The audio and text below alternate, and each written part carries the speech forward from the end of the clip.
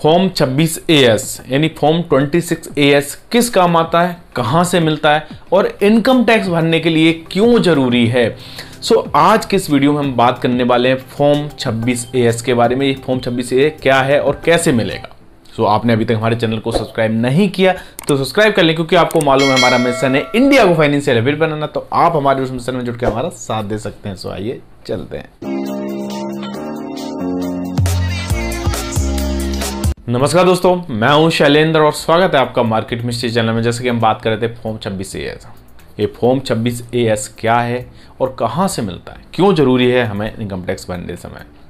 आज के इस वीडियो में हम पूरा जानने वाले हैं। हालांकि हमने पहले भी कई सारे वीडियो उस पर बात करी थी। हमने फॉर्म 16 के बारे में बात करी थी, जैसा कि आप स्क्रीन पर देख रहे हो। इसमें हमने बात की थी कि फॉर्म 16 कहाँ से मिलता है, कैसे पहचाने, असली और नकली कैसे पहचाने और कहाँ कहाँ इसकी जरूरत पड़ती है। इस वीडियो को जरूर देखें अगर आपने नहीं देखा है। और इसके बाद हमने बात की थी फॉर्म 16A के बारे में। कई लोगों के सवाल आ रहे थे कि सर फॉर्म 16A के बारे में बताइए। तो फॉर्म 16A जैसा आप स्क्रीन पर देख रहे हो, इसके बारे में हमने डिटेल में बात करी थी कि फॉर्म 16A में क्या क्या चीज़ें लिखी रहती हैं, कहाँ से डाउनलोड होता है और कहाँ इसकी हमें ज़रूरत पड़ती है।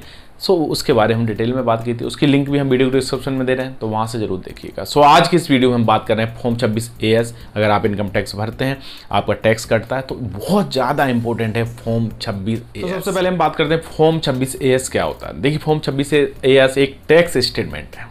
ये इनकम टैक्स भरते टाइम हमें बहुत जरूरी होता है। इसमें 3 तरीके के ब्यौरे होते हैं। इसमें पहला होता है आपका TDS का ब्यौरा, यानी TDS काटा गया, उसके बारे में डिटेल में रहता है। दूसरा होता है आपका tax collected at source, and तीसरा इसमें होता है अगर आपने कोई एडवांस टैक्स पे किया है या सेल्फ असेसमेंट कुछ किया है तो उसके बारे में आपको रिफंड वगैरह चाहिए, तो उसकी डिटेल रहती है। जब भी आप कोई टैक्स चुकाते हैं तो उसको इनकम टैक्स विभाग आपके पैन कार्ड से जोड़ देता है, और इस पैन कार्ड से जोड़ जाने के बाद जो रिकॉर्ड बनता है उसको हम फॉर्म 26AS कहते हैं। यानी आपने पूरे साल के अंदर कोई भी टैक्स पे करा है तो वो आपके पैन कार्ड से लिंक हो जाता है, और जब आप फॉर्म 26AS डाउनलोड करते हैं तो इसमें ये पूरा रहता है। तो इसको हम टैक्स स्टेटमेंट कहते हैं। अब हम कुछ पॉइंट में जानेंगे कि फॉर्म 26AS कैसे मदद करता है हमारी, क्यों इसकी ज़्यादा ज़रूरत होती है। सबसे पहले इसमें हम बात करते हैं आय व्यय का होता है इसमें लेखा जोखा। देखिए, फॉर्म 16A में आपका टोटल इनकम कितनी है, TDS कितना काटा गया है, सैलरी कितनी है, इन सारी चीज़ों के बारे में डिटेल में रहता है। जब भी आप इनकम टैक्स भरें तो फॉर्म 16 को जरूर डाउनलोड करें, क्योंकि ये आपको इनकम टैक्स भरने में काफ़ी हेल्प करेगा। अब इसमें हम दूसरे पॉइंट की बात करें तो TDS क्लेम का रिकॉर्ड। फॉर्म 26AS में एक वित्त वर्ष के अंदर TDS कितना काटा गया है, आपका TCS कितना काटा गया है, उसका सारा रिकॉर्ड रहता है।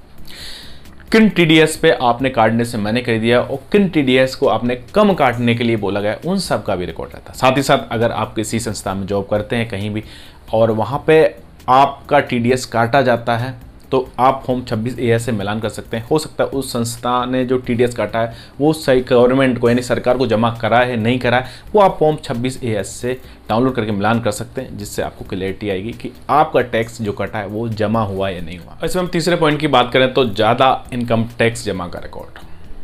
कई बार करदाता ज़्यादा इनकम टैक्स जमा कर देता है, तो ऐसे में रिफंड लेने में उसको आसानी हो जाती है। आप जब आपने अगर इनकम टैक्स ज़्यादा जमा कर दिया है और फॉर्म 26AS डाउनलोड करते हैं तो उसमें दिखेगा, तो आप उसको रिफंड ले सकते हैं। अगर हम इसमें चौथे पॉइंट की बात करें तो डिडक्शन की सारी जानकारी। कई तरीके के आपके निवेश और खर्च में इनकम टैक्स विभाग आपको छूट देता है। कहाँ कहाँ छूट मिली है, कहाँ कहाँ टैक्स लगा है, ये सारी चीज़ें आप अपने फॉर्म 26AS में आसानी से देख सकते हैं। और साथ ही साथ आपने कहाँ कितना इन्वेस्टमेंट किया है, इसकी भी जानकारी उपलब्ध कराता है फॉर्म 26AS। 5 पॉइंट की अगर हम बात करें तो ग्रॉस इनकम का हिसाब।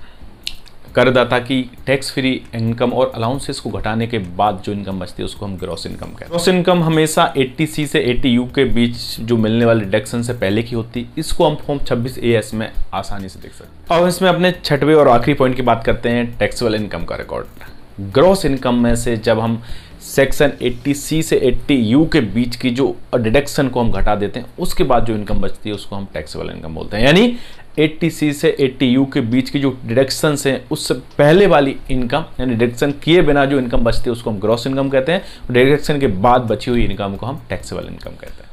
ओवरऑल अगर हम बात करें तो फॉर्म 26AS बहुत अच्छी चीज़ है, बहुत बढ़िया है। इससे हमें पता चलता है कि अगर आपने कुछ एडवांस जमा कर दिया है यानी टैक्स ज़्यादा जमा कर दिया है तो आप उसे रिफंड ले सकते हैं। अगर आपने कहीं टैक्स काटा यानी कोई संस्था ने आपका टैक्स काट रही है लेकिन आगे जमा कर रही नहीं कर रही, इसका भी हमें पता चल जाता है। और साथ ही साथ हमें हमारी कितने हमने साल भर में इन्वेस्टमेंट किए हैं, कितने हमने टैक्स में छूट ली है, कितना हमें सरकार ने छूट दी, वो सारी चीज़ें इस फॉर्म 26A में हमें मिलती है। सो उम्मीद करता हूँ आज की वीडियो आपको पसंद आया हो, जानकारी अच्छी लगी हो। अगर अच्छी लगे तो अपने दोस्तों परिजन में शेयर करें और साथ ही साथ उन लोगों को जरूर शेयर करें जो इनकम टैक्स के दायरे में आते हैं या जिनका TDS करता है। इन्वेस्टमेंट और फाइनेंस की जानकारी के लिए हमारे चैनल को सब्सक्राइब करें। सो मिलते हैं नेक्स्ट वीडियो में, तब तक के लिए नमस्कार, जय हिंद।